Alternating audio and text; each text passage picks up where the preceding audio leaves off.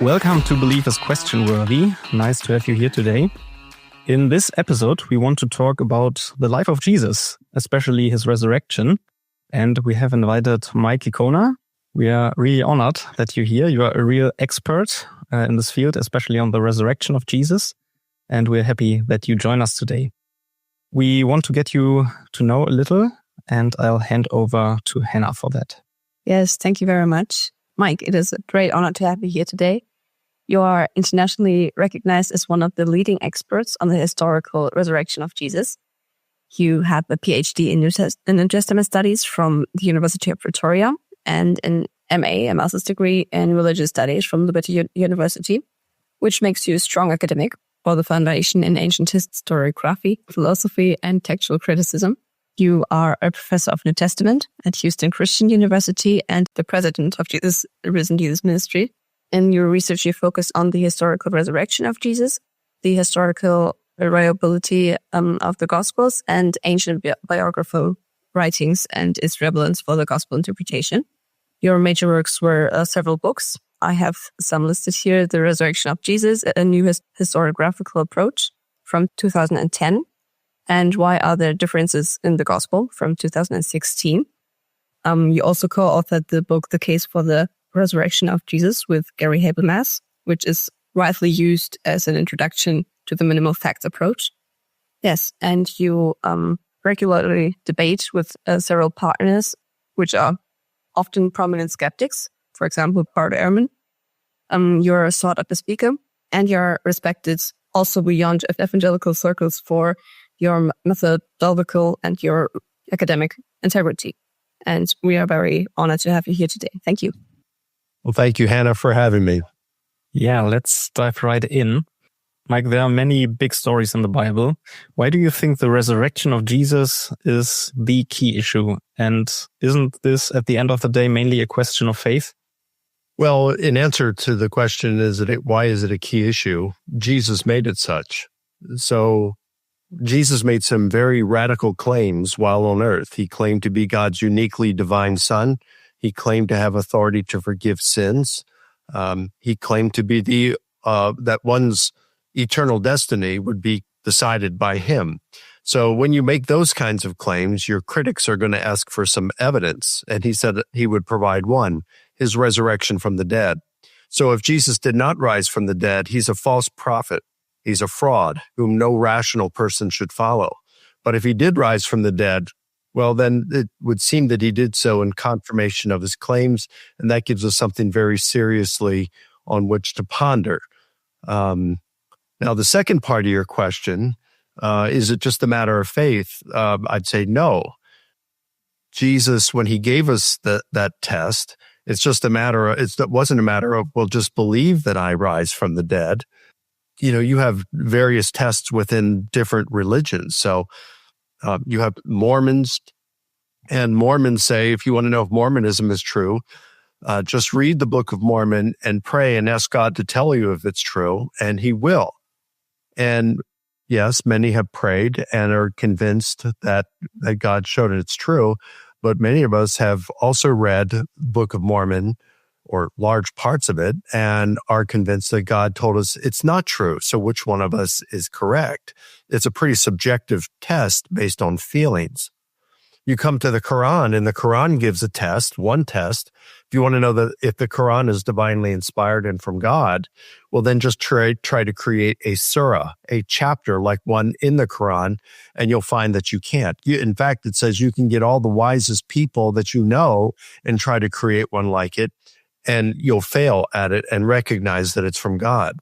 Well, my thing would be, I think it's very easy. Just go to the last 10 or 12 surahs of the Quran, because they are extremely short. And I think you could find that it would be very easy to create a surah just like one in the Quran. In fact, you could create one better than one in the Quran. And now a Muslim may respond, yes, but the Quran is written in Arabic and it's very poetic in the way it's structured. And what I hear from former Muslims who are now Christians, they acknowledge that the Quran in Arabic is very poetic. It has a nice rhythm to the way the Arabic is set up. But, I can do that in English and make the English, or you could do it in German and make it sound very poetic as well and have a rhythm to it. So then it comes down to, well, maybe the Muslim would say, yeah, but Arabic is a more beautiful language than German or English. And well, then that comes down to a very subjective judgment. What if I don't think Arabic is a beautiful language? It's like choosing between restaurants, which food I like. Do I want to eat Italian or do I want to eat Chinese tonight? It just depends what your taste is. The test that Jesus gives is not subjective. It's go ahead and kill me, and in 3 days I'll rise from the dead.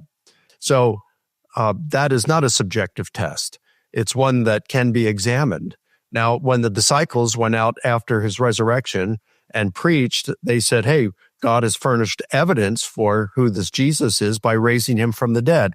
And they said, we are eyewitnesses. So they presented evidence for this as themselves as eyewitnesses. Well, what good does that do us today unless we can examine that test to see if it's historically plausible, reasonable, probable that Jesus rose from the dead? So he gave us this test. It's more than a subjective test. And yeah, I think we can show that it's probable that Jesus rose from the dead using the tools of historians. Now, that doesn't mean that no faith is involved. Of course it is. None of us can get into a time machine, return to the past, and verify our conclusions. None of us can. So all worldviews require a step of faith. I just think that the Christian worldview probably requires less faith than other worldviews because we've got the evidence going for us. Yes, thank you for that answer. If we approach the Gospels historically and we look at the Gospel accounts of the resurrection, we can see quite a lot of differences. For example, questions like who found the tomb, but also when exactly did it happen and who saw Jesus at all. Why do you still consider these accounts historically reliable despite those differences? Well, as you know, Hanna, I've spent years studying differences in the Gospels, about 11 years of focused study on that topic. The more I study it, the more, you get used to certain things. You get used to the literature. It's not just the Gospels I was studying. It's also other ancient biographies written around the same time and the way history was written. We have to understand that back in antiquity, people didn't always just have their phones out and recording what's going on, and then later on could view the video or transcribe it. Shorthand was in its infancy stages in the first century, and the best people who could write shorthand were probably in Rome. So there was memory. And yes, people could remember things a lot better than we can today because they didn't have all the other. We don't have to remember things today for the most part, but they did back then. So their memories would be a little better. But still, you're not going to hear a person give an entire sermon or lecture and then be able to recall that word for word. So, for example, did Jesus heal the blind man while going into Jericho or coming out of Jericho? One gospel says one thing, another gospel says while he was coming out of it. So I'd say we don't know. I know people have tried to reconcile this and harmonize it by saying, well, there were two Jerichos. There was the old one and there was the new one. And, I don't know about all that. But with all the differences, I would probably tend to think that, look, they knew Jesus healed a blind man in the vicinity of Jericho during a visit to Jericho. And maybe years later, they didn't remember whether it happened inside or as they were going in or coming out of Jericho. And so rather than just saying, they didn't have footnotes back then. So rather than saying, I don't realize that this was while he was going in or coming out, they just narrated one way or the other.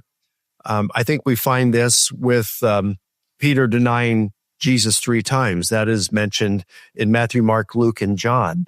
And if you look at the location of where the person challenged Peter and said, hey, weren't you one of them? Weren't you with Jesus? The location, especially in the second and third time, or the second time, that differs between the Gospels. I think Mark says it was the same female servant for the second one. Matthew says it was a different one. Luke says it was a young man, and John says it was multiple people. You can try to harmonize those, but I think at the end of the day, and one of the Gospels says that the second one was Peter was at the gate, and the other says, no, he was by the fire. I think what was probably remembered here is that Peter was inside the courtyard of the high priest. 3 times people asked him, challenged him, you are one of Jesus' disciples. And 3 times Peter denied. And the gospel authors didn't remember, the precise details. So they just created the details, what seemed to be verisimilitude, what would seem reasonable in this context. And this is something that the compositional textbooks by people like Theon and Aphthonius and Quintilian, Theon and Quintilian in the first century would say, this is what you can do. You can elaborate and create details in the narrative so that it flows smoothly. So this is how ancient biography wrote. Does this make the accounts unreliable? I don't think so. It just depends what the standard of accuracy is. So I'll say one more thing. I have a watch, a Seiko watch, that my parents gave me for Christmas 45 years ago. My first Christmas while I was in college, 1979. And the watch keeps pretty good time. I still wear it on a regular basis today. It's about 20 seconds fast a day. But if someone said, well, is your watch reliable? I'd say, yes. To get to a lunch appointment or to catch a flight. Yeah, it's always going to be reliable. It has never stopped on me unless I take it off my wrist for a while. It's utterly reliable. I can count on that watch to give me adequately accurate time to get to my appointments. But if Elon Musk hired me for SpaceX and said, I want you to press the launch button at a particular moment, not a second before or after, well, then that watch at 20 seconds fast a day is going to be utterly unreliable. Context determines the standard for reliability. So when it comes to ancient biography or even modern biography, modern biographers take liberties in the way they report things. Ancient biographers took a little more liberties than what modern biographers do. But when we are reading modern or ancient biography, we are still with the better of ancient biographers, we are getting an essentially faithful representation of what occurred. And if that is the objective of the good ancient biographer, well, I'd say the gospel authors meet that. So what time did the women go to the empty tomb? Some says while it was still dark. Others say as the sun was rising. It's in the vicinity of that. How many women went to the tomb? Well, John kind of suggests that there's one, Mary Magdalene, where the others say there were multiple women. But John doesn't say just Mary Magdalene. In fact, he only mentions Mary Magdalene. But when she runs back into Peter and the beloved disciples, she says, they have taken the Lord and we don't know where they've laid him, kind of suggesting that there were multiple women there. In Luke's gospel, you have the women come back and tell the disciples that they saw angels who said Jesus was risen. And so it says that Peter got up and ran to the tomb and found it as the women had said. Well, 12 verses later, you have Jesus walking with the Emmaus disciples, and they say, Jesus says to them, why the long faces? Why are you so downcast here? And they say, well, this Jesus, Oh, and Luke says their eyes were kept from recognizing him. And they say, well, Jesus, we thought he was the Messiah, a great prophet, but he was crucified Friday. Some of our women folk went to the tomb this morning and said they saw angels that said he'd been raised from the dead. And then some of our own, plural, some of our own went to the tomb and found it as the women had said. So we wouldn't say, well, Luke, just 12 verses earlier, you said just Peter. He'd say, I didn't say just Peter. I only mentioned him because I'm shining a spotlight on him because he's the main disciple who went to the tomb. He's the leader of the church. But I don't say just Peter. Well, Luke, we don't do that today. Well, yes, you do that today in your everyday, ordinary conversations. But even if you did not, it doesn't matter, because I'm not writing trying to guess how you're going to talk to one another in the 21st century. I'm writing for those of us who are reading this in the first century. So the Bible was not written. We have to recognize in the 21st century, the Bible was not written to us, but it was written for us. Mike, do you know there's an event outside the Bible where we have a similar situation where multiple authors write about the event and they have differences? Can we compare it? Sure. Take, for example, the assassination of Julius Caesar. That is mentioned by Appian, Cicero, Dio, Livy, Nicolaus, Plutarch, Suetonius, and Velleius. And they each report with differences. In fact, Plutarch reports it in 4 of his lives: his life of Cicero, life of Caesar, life of Brutus, and life of Antony. His life of Cicero, he doesn't really describe it. He just mentions it. But in the 3 other biographies, he gives a lot of details in each of them. And you could say he even contradicts himself. And it's not because he's being sloppy. A lot of times he's just using various compositional devices that were part and parcel of writing ancient biography. So yeah, there's lots of these. So if you're going to say the Gospels are historically unreliable because of the differences, you're going to have to say that with virtually every bit of ancient historical literature. Okay, yeah, that's helpful. If we shift the focus to the disciples, couldn't it also be that these resurrection stories were simply created, maybe to keep the movement alive after the shock of the crucifixion?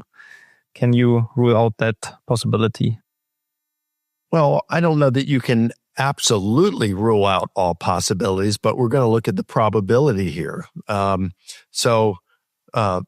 Did they lie just to keep the movement going? Well, the early church reports that these disciples suffered terrible persecution for their gospel proclamation. And if you look at all the different reports, it says that all of them died as martyrs. Now, a lot of those reports are late, and some of them are too fantastic to even be believable. But I would say that we have 5 sources from the first century alone that talk about the disciples suffering horribly, and even some of them, like Peter, Paul, and James, the brother of Jesus, as Stephen, that they died and suffered as a result of their proclamation about Jesus. So the fact that they were all willing to suffer for this belief seems to suggest that they sincerely believed it was true, because liars make poor martyrs. Now, what's interesting, if you look at all the different messianic movements, there were lots of them in the first century, according to Josephus. And the Romans crushed every last one of them. And when they did, well, the disciples of this would-be Messiah just dispersed, and they either found another Messiah or they just went about their old lives, what they were doing before they found it. Even in the 18th century, there was another messianic figure named Sabbatai Sevi, and he was captured by Muslims and forced to deny that he was the Messiah, and threatened under threat of torture and execution to tell his disciples to become Muslims. And Sabbatai did this. He denied that he was the Messiah and told his followers to become Muslims, and just about all of them just left him and dispersed.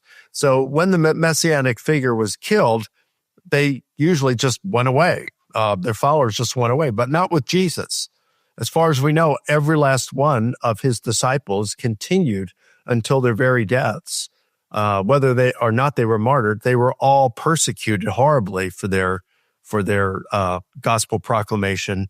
And some, perhaps most, or even all of them, died as martyrs. for their gospel proclamation. Again, this suggests that what they believed, what they were proclaiming, is true.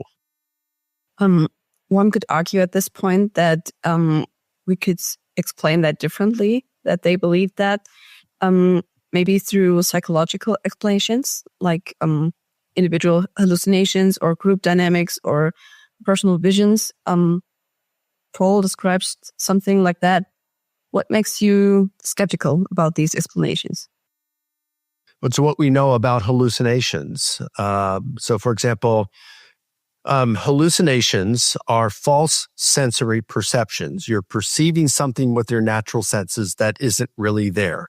So you see, hear, smell, taste something that's not there, or you have a sense of motion, like in a sense, it's like dreams. So you dream you're falling, and you wake up.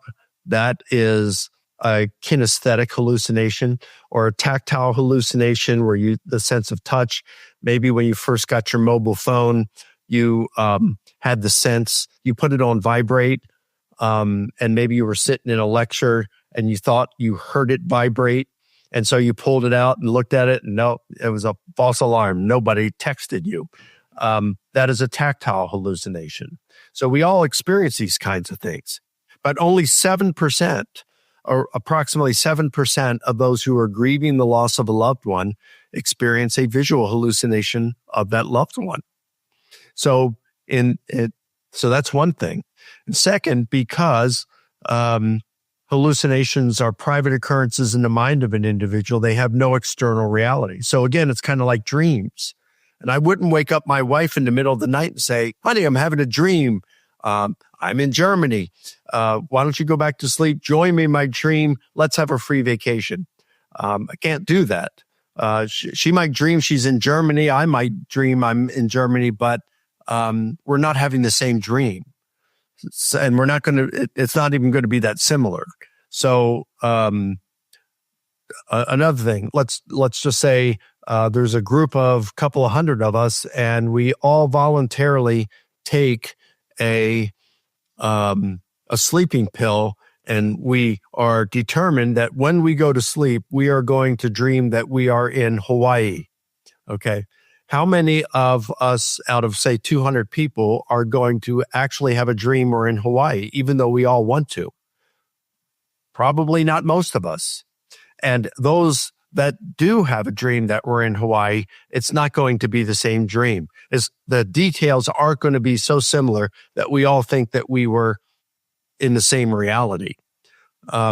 So group hallucinations just do not occur. So that's one problem. A second problem, the 7%, well, our early reports inform us that 100% of the disciples believed that they experienced the risen Jesus. So that's a second problem. Third problem is Paul. Paul was not grieving over Jesus' death. He believed Jesus was a failed Messiah and a false prophet. So Jesus would have been the last person in the universe that Paul would have expected to see or wanted to see. He just wasn't grieving. So there are multiple problems with thinking that it's wishful thinking or a hallucination hypothesis. One final thing. Here in the United States, back in the 1990s, there was a very popular Jewish rabbi that's nicknamed the Reb, and he was up teaching in Brooklyn, New York, and he died. Well, some of his followers are convinced that he has been raised from the dead and that he appeared to them. But it's only a very small fraction of all the Reb's followers. And the majority of the Reb's followers think that these people are lunatics. They're just weird people, and they're kind of ignored. But on the other hand, you got all of the disciples in the early Christian movement believed that Jesus had been raised from the dead. So there's a big difference. There's lots of reasons for rejecting the hallucination hypothesis or groupthink. Well, I think it was Dale Allison. He mentioned that Mary was seen by over 100 people, or they had a vision of Mary. Do you know something about that story that could count as a group so there have been hallucination? several stories about Mary and apparitions. What I would say to that is, I don't know. what it was. I think in some of these cases, listen, I'm not an atheist. I'm not a metaphysical naturalist. So I believe that I have no bias against the supernatural. My worldview allows for the supernatural. So even though I'm not Catholic, and even though my theology would be such that I have no reason to think that Mary actually appeared to these people, I could still posit that, well, maybe it was Mary for some reason or another. I don't even have to become a Catholic to say that. I could just say, well, maybe God allowed Mary to appear to them at one point or another. Or I could just say, in some cases, the person, like in Egypt, Zaytung, Egypt, in the 1960s, thousands of people saw what they labeled as Mary on the outside of a Coptic church. They even have photographs of this. But it looks more like a ghost. And I could say, hey, this is a spirit being. It never communicated with people, never spoke, never communicated. So why should I think it was Mary? That was just the interpretation of some people, but there's no reason why I'm required to think it was Mary. One other thing I'd throw in there is a friend of mine, Ken Samples, went over to Medjugorje, Croatia, several years ago and actually spoke with one of the seers of one of the more pronounced apparitions of Mary. And the seer said that Mary still appears to them even to this day. It's always while they're in a trance. Doesn't appear to anyone else while these trances are going on. And Ken said that this person even experienced the Marian apparition even while he was there in their presence, but he did not see Mary and no one else present saw Mary. And then he asked the seer, he said, has Mary ever communicated with you? And the seer said, yes. And Ken said, well, what did she tell you? Said, well, she told me to read a book. And he said, well, what was the book's name? And the seer told him the title of the book. And so he got a hold of the book, and it was a book on the occult, Satan worship. So it's like, okay, that would seem to suggest that at least in that particular instance, that was not Mary appearing to him. It was more demonic in nature. So there can be multiple explanations for these Marian apparitions. Maybe it was Mary. Maybe it was a spirit, a demon. Who knows what it is? I don't even have to accept that it was Mary to say that it was some kind of a supernatural event. Yeah, that makes sense. If we look into the context of the disciples, they lived in a time where they had a strong apocalyptic mindset and they expected God to act. Couldn't that collective hope have been the real driver behind the resurrection story? Well, you're right. They did have an apocalyptic hope at that time, but I go back to all these messianic figures from the first century, right? That Josephus talks about, that they died because the Romans crushed the messianic figure and the disciples dispersed. And it's like, okay, well, this one's over. This didn't work. Let's find someone else. With Jesus, they didn't disperse. They continued. In fact, Josephus said they didn't abandon their discipleship. They continued, and the tribe of Christians remain even to this very day, Josephus says. So the Christians were different in that sense. You could posit, Jesus did predict the end of the world, and some of his predictions seem to suggest it would happen within their lifetime. This generation will not pass away. Some of you standing here, those can certainly easily be interpreted to mean that Jesus thought that he would return during their lifetime. So yeah, there could have been this apocalyptic hope and expectation. But if Jesus did not rise from the dead in reality, and in the second coming where the world would be judged at that point, which was believed at that point, well, then there's no reason to think the disciples would have just continued to follow him to their deaths and to their brutal treatment. So yeah, I don't see where, you could say, well, they were unique in that way, but I don't see any reason why the Christian movement started by Jesus wouldn't have just become anything more than a footnote in our current history books if Jesus had not been raised. And it wouldn't account for the appearance to Paul, right?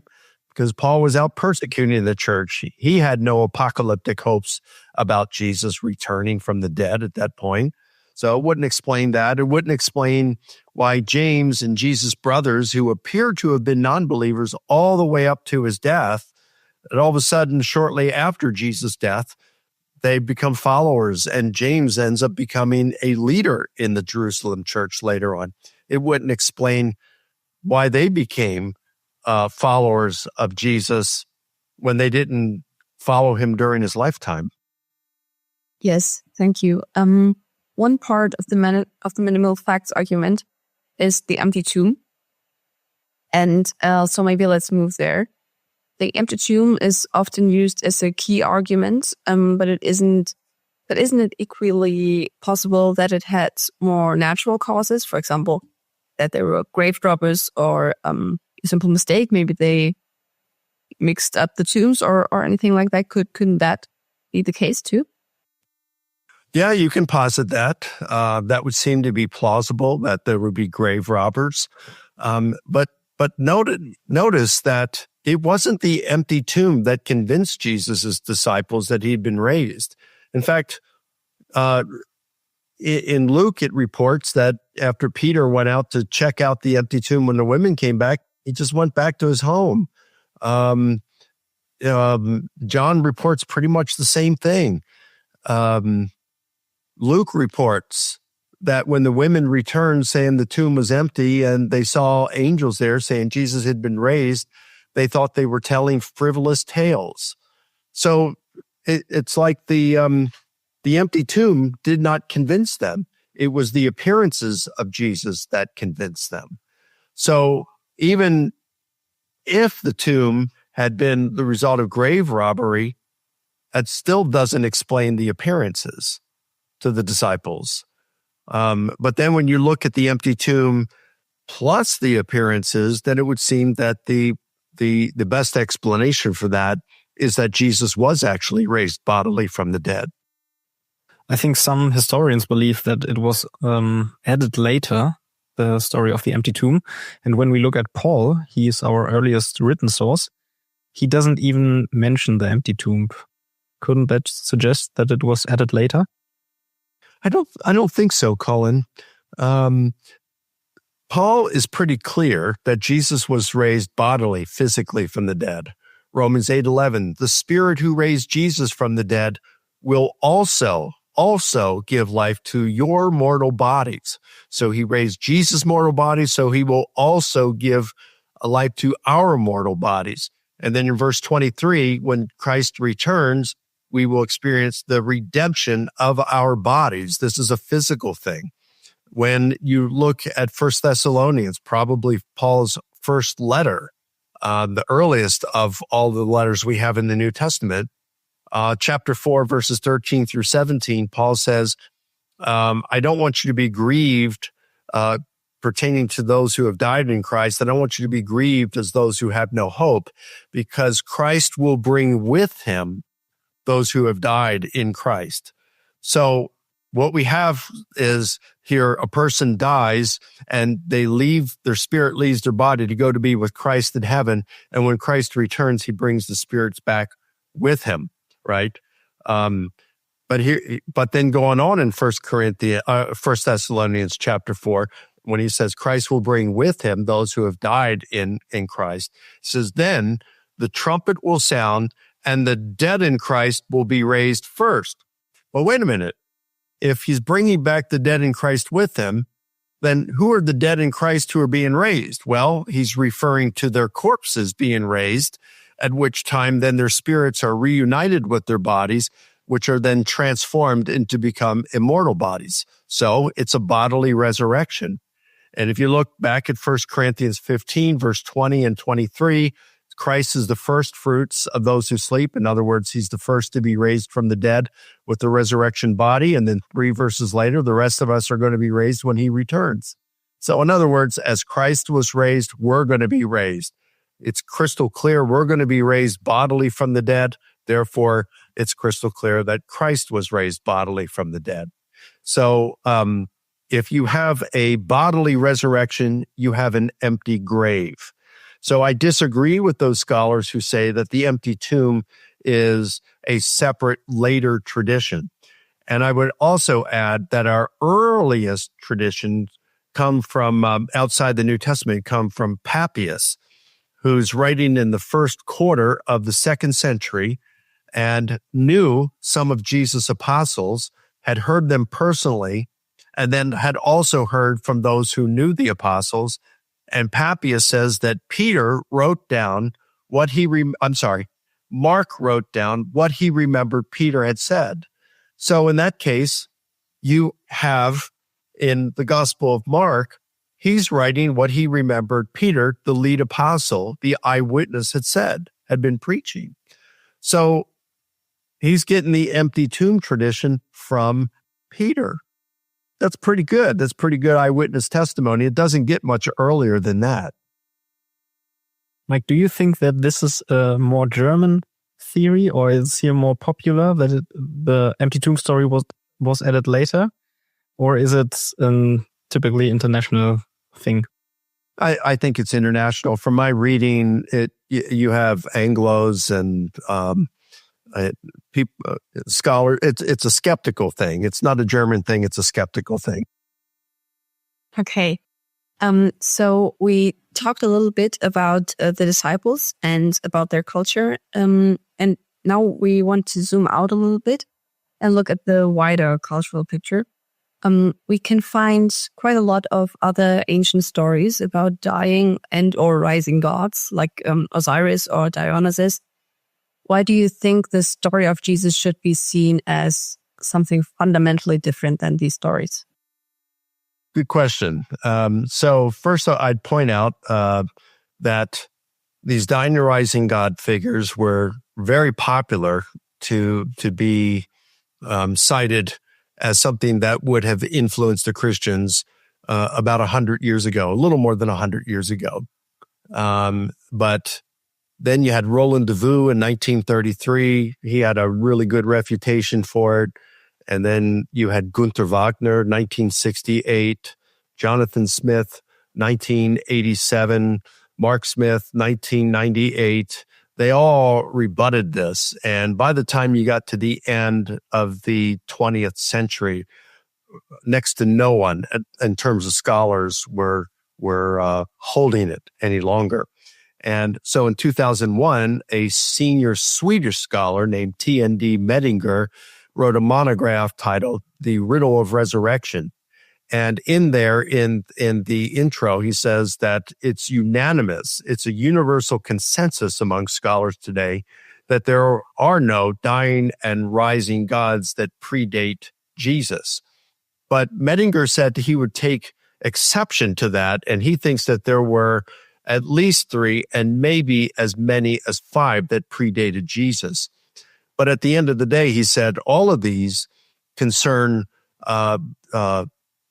explaining the agricultural cycles, how you have a dry season and then you have the rainy season in which the crops start to come up. And so every year you would celebrate the dying and rising of these gods that was symbolic of these agricultural cycles. Kind of like when I was a small child, I'd ask my mom, what's thunder? And she'd say, well, that's the angels bowling in heaven. You know, it's like you'd come up with these kind of stories for that. My wife, her mom told her something a little different. Well, that's the angels moving furniture in heaven. You know, so I think that's probably more like it, what it was for. But when it comes to Jesus, Medinger says it has nothing to do, his resurrection had nothing to do with the agricultural cycles. Moreover, these myths of dying and rising figures that he cites, they all occurred in the unnamed, gray, distant past, whereas the story about Jesus' resurrection happened within the lifetime of these people claiming that he rose from the dead and had appeared to them. They had actual alleged eyewitnesses for these who were testifying that they had seen the risen Jesus. So that's one reason. A second reason, think about who these earliest Christians were. They were pious Jews, and they debated over matters such as, could Christians eat meat that had been sacrificed to idols? could Jewish Christians eat in the same room as Gentile Christians?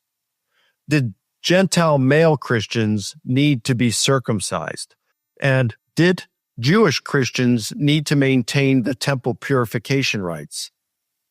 Now, when you're going to debate over the minutiae of the Jewish law to this extent, do we really anticipate that these same Jewish leaders are going to engage in wholesale borrowing from pagan myths to form the foundation of their own? That seems grossly implausible. And then one final thing I'd say, and I've got many different answers to this, but I want to be, brief on it. We have, at least here in the United States, there are a lot of romance novels that are popular. There are movies that involve a lot of romance in it that are fictitious. But that does not mean that a person cannot experience authentic romance.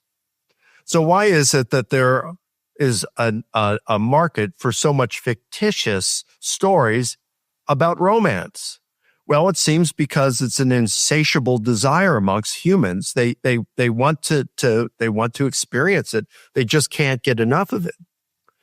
Well, I think when you think about life in the world, even today, but especially in antiquity, life in many places of the world is very brutal. I have some friends, Christian friends in Pakistan, and they tell me that it is a very common thing for young Christian girls, ages 8 to 15 years old, to get kidnapped and just taken away and forced to marry a much older Muslim man, and forced to convert to Islam. They told me about a girl that had recently, they told me about this around Christmas time, that 11 months earlier she had been kidnapped and they hadn't heard from her since. Well, she was discovered and rescued in February, and I'm sorry, in December, just about a week or so after I spoke to them. But then 2 months later, the same kidnapper saw her out on the street and they kidnapped her again, and they're still looking for her. So this happens on a regular basis. It's like, I know what happens in Egypt and some other Muslim countries. So life can be very brutal in different parts of the world. Slavery, it's just horrible. And in the Roman Empire in the first century, life was brutal for most people who lived at that time. So they wanted to know that there was a God that was going to pay, who's going to get revenge and punish the evildoers and reward the righteous. They wanted to know that when a person died, that this life is not all there is, that they could continue. And so we would anticipate, we could expect that there would be fictitious stories of people returning from the dead. Why? Because people had a desire to think that this life wasn't all that there is, that God was going to punish the evildoers. And so again, we would expect these kinds of things. But having an actual account that's well evidenced, like Jesus returning from the dead, that does nothing. The fact of these fictitious accounts in antiquity does nothing to undermine a well-evidenced, authentic account of someone returning from the dead. So I think there's a number of reasons. I've given, I think, 2 or 3 of them here, but I think there are many reasons for rejecting these alleged dying and rising God stories, even if a few of them did predate Christianity. Let's take a step back at the end. And we all do apologetics, and there are many apologists that think about this question of the resurrection of Jesus. And I think we can say that we are not neutral on this question because this is so important for our own belief. Could that also be a danger for us falling into a confirmation bias, so that we're interpreting the data mainly in a way that fits what we already believe? Yes, we can certainly fall into confirmation bias. And Christians, apologists, that is a danger, for all of us. But we're not the only ones, because everyone, no matter what your worldview, can experience confirmation bias. An atheist can experience confirmation bias. A Muslim, A Hindu, a Buddhist can experience confirmation bias. All of us are subjected to that. That's why I think it's important for all of us to watch our biases and to take a good look at the evidence. If I have doubts at times, and I do have doubts at times, it is for this very thing. Has my bias got in the way and kept me from discovering truth and cost me eternity? That's a very serious question that every single one of us should be asking ourselves, and then be willing to look at the evidence as objectively as possible, recognizing that we all have our biases, and then knowing that ultimately at the end of the day, each and every one of us on an individual basis are going to, if God does exist, we answer to an audience of one, God. And it's not going to be, well, so-and-so, our parents told us that Christianity is true, so they misled us. Nope. Each and every one of us is responsible for our own decisions. And so I think we should take this matter of evidence. Where does the evidence point? We should take it very seriously. And I did that.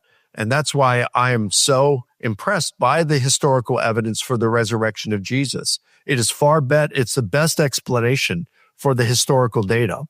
And it is by far the best evidence explanation. It is the most reasonable conclusion, I think, when we look at this. Yes, thank you. At the end, we want to ask a more personal question, maybe. We talked a lot about these historical accounts about the resurrection of Jesus. And would you say that your belief in the resurrection is mainly based on these historical accounts and these arguments, or does your personal faith play just as big as a role in your belief? It's a good question too. You guys are asking good questions, fair questions. So I would say, look, I became a Christian at the age of 10, and my thinking processes had not really developed at that point. I heard the message. It made sense to me as a child, and I became a Christian. It was entirely by faith that I became a Christian at the age of 10. But it was when I was in my mid-20s that I was really beginning to doubt my faith at that point. And that's when I wanted evidence. So in answer to your question, I would say I did not become a Christian because of the evidence. I became a Christian by faith, because of faith. But I have remained a Christian because of the evidence. I looked at the evidence as objectively as possible, at least within my capacity, as objectively as I was able. My wife, two of my mentors, plus my doctor father, all of them knew how much I wrestled with my own personal biases to make sure that I was trying to neutralize them as much as possible so I could make a decision based on the facts alone. Did I do it perfectly? No, nobody can do it perfectly. But they know how much I really authentically wrestled with this. I would say I did not become a Christian because of the evidence, but I remain a Christian today because of the evidence, not because of faith, but because of the evidence. Mike, thank you so much for your thoughts and your answers. I think it was really on point and at least for me, very helpful. What you said, it was, as we said, a great honor. Thank you for being here with us today. Well, thank you for having me. And this has been a pleasure. Let's do it again sometime. Yeah, we come back on that. And we are also very interested what you think of this episode. Let us hear your thoughts, your comments through our usual channels, and we would be very glad to hear from you. So have a nice day. Bye-bye.